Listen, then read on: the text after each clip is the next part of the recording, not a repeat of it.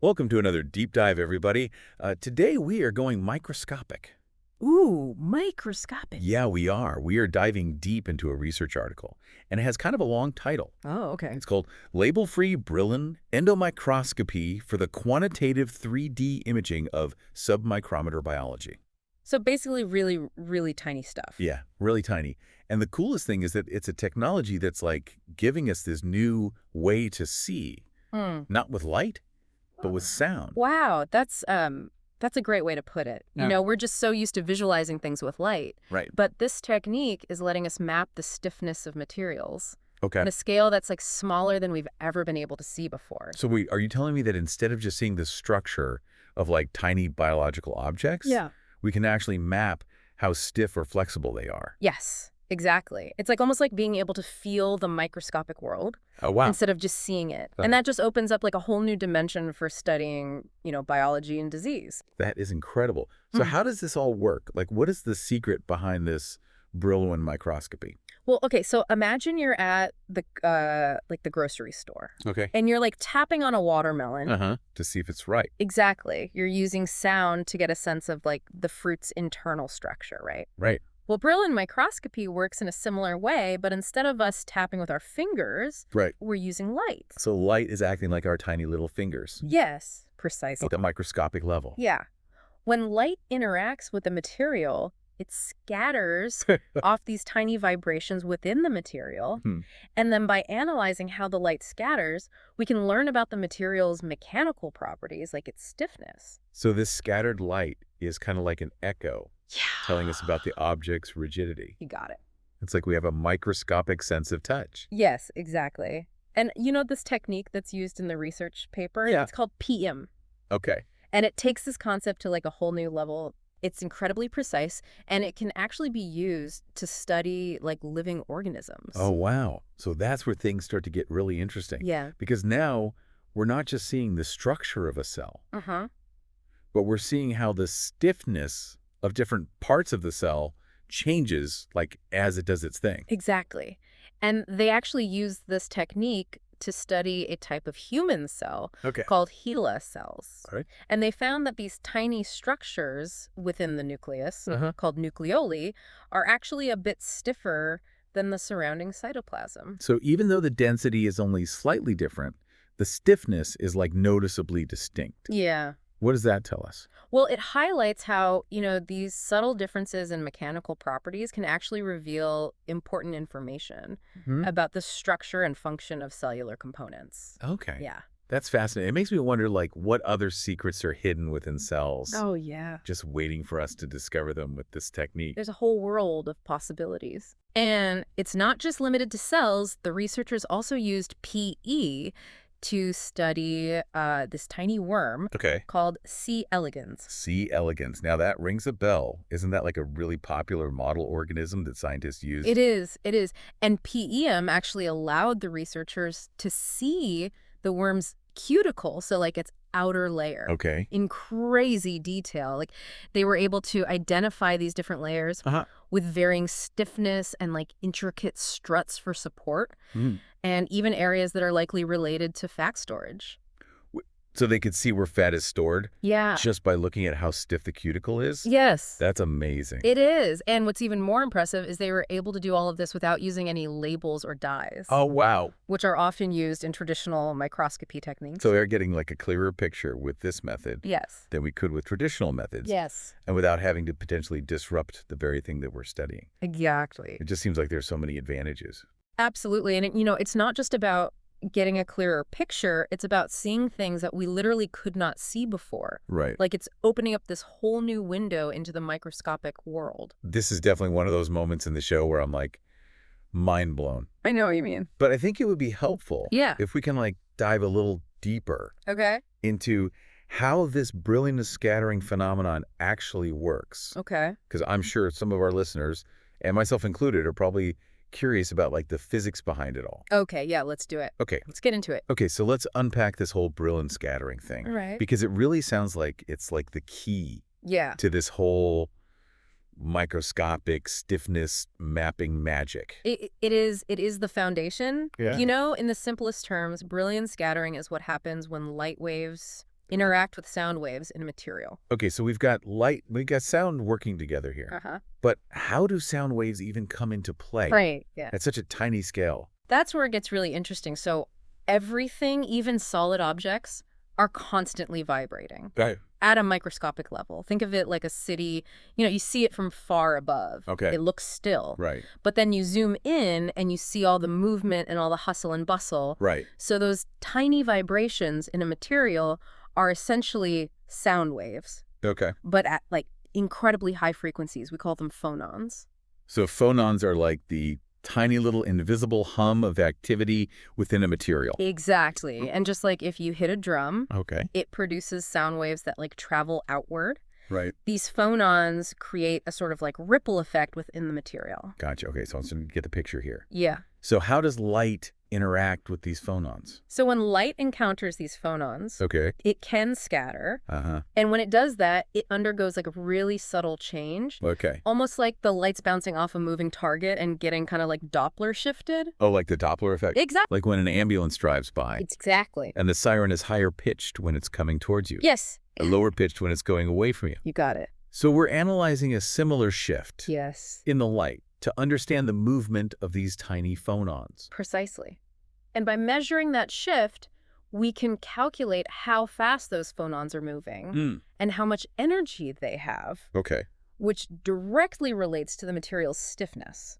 So this slight shift in the light is telling us how rigid or flexible the material is at a microscopic level. Yes. That's incredible. But didn't you say there's something special about how PEM does this? Yeah, so traditional Brillouin microscopy has limitations in its resolution. Okay. Because it measures these frequency shifts like directly. Okay. PEM takes a different approach. Okay. It operates in the time domain. Time domain. What does that mean? Okay, so think of it this way. So traditional methods, Okay. they're like trying to measure the speed of a race car.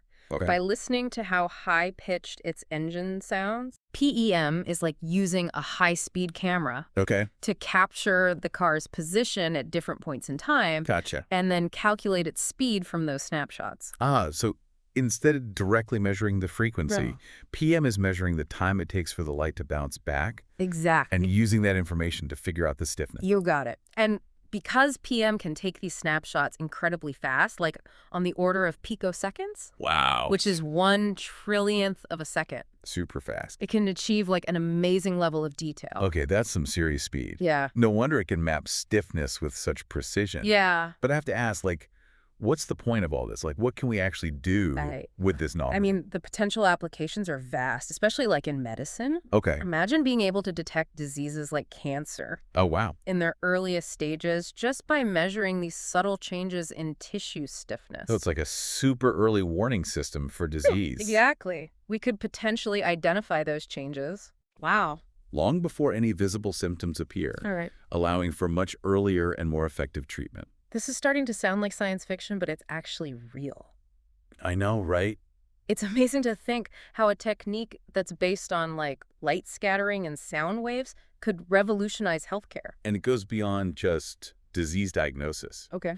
PEM could also be used to study how cells respond to different drugs or therapies, Oh, wow. giving us like a whole new understanding of how treatments work at the cellular level. So it's not just about diagnosing disease. Right. It's also about developing better treatments. Yeah, And potentially even cures. exactly. This really does feel like a game changer. Yeah, it's a really powerful tool Yeah. with the potential to transform many fields. Mm-hmm. And it all stems from this fundamental physics of Brillouin scattering. Okay. I'm already feeling smarter. Me too. Just thinking about it. It's really cool. Let's bring it back down to earth for a moment. Okay. And talk about the specifics of this research paper. We were discussing the C. elegans worm Yeah. and how PEM revealed the complex structure of its cuticle. Uh-huh. Can you walk us through some of those findings? Absolutely. Let's dive back into the fascinating world of microscopic worm armor. Okay, so back to the microscopic world of the C. elegans worm. Yeah. We were talking about how PM revealed this, like, surprising complexity of its cuticle. Yes. I'm imagining it's a lot more than just like a simple shell. Oh, it is. What appeared to be like a fairly homogeneous structure under, traditional microscopes turned out to be like a multi-layered marvel of biological engineering. Wow. Okay, I'm intrigued. What did they find? Like, how many layers are we talking about here? Well, they were able to distinguish 3 main layers, Okay. each with like distinct mechanical properties. Okay. On the outermost layer, there's the cortical layer, Yeah. which, as you might expect, is the toughest and the most rigid. Okay. It's like the worm's suit of armor, providing protection and structural support. Makes sense. If you're like a tiny little worm navigating this harsh environment, Yeah. you want a tough outer layer. You gotta protect yourself. Yeah, to shield yourself from the outside world. What about the layers underneath that? Yeah, so below the cortical layer is the medial layer. Okay. And it's a bit more flexible. Okay. The researchers believe it's filled with fluid, Okay. which would contribute to the worm's ability to like move and flex. Like a combination of armor and like a flexible exoskeleton. Pretty much, yeah. Pretty ingenious. Yeah. For a Well, creature that's barely visible to the naked eye. nature is full of surprises. It is. It is. And there's even more. Oh, there's more. Yeah, PEM also revealed these column-like structures called struts Okay. that connect the cortical layer to the innermost layer, called the basal layer. Struts like the supports you'd see in a bridge. Yeah, exactly. Or a building. Exactly. They provide additional structural integrity to the cuticle, reinforcing the worm's shape and helping it withstand these like external pressures. So we've got layers of varying flexibility and these reinforcing struts. Yeah. Did PEM tell us anything about the stiffness of the struts themselves? That's one of the most interesting findings. Okay. The struts were significantly stiffer than the surrounding layers of the cuticle, Oh, wow. suggesting they play this crucial role in like supporting the worm's body and maintaining its shape. It's amazing how PM can reveal these like tiny architectural details I know. that were previously hidden from view. Yeah. Did they find anything else in the cuticle? They did. There was one more surprise. Okay. PEM detected this region beneath the basal layer Okay. that was actually less stiff than the surrounding material. Less stiff. That seems kind of counterintuitive. What would a softer region be doing there? Yeah, so based on its location and the difference in stiffness, the researchers believe that this region corresponds to a layer of cells called the hypodermis, Okay. which sits just beneath the cuticle. Okay. And the lower stiffness in this area is likely due to the presence of fat storage. So wait, they can actually see where fat is stored in this tiny worm Yeah. just by analyzing the stiffness of its cuticle. Isn't that crazy? That's mind-blowing. It really highlights the power of this technique. Yeah. PM's giving us this whole new way to visualize and understand biological structures Right. based on their mechanical properties. Okay, this all sounds incredible, Yeah.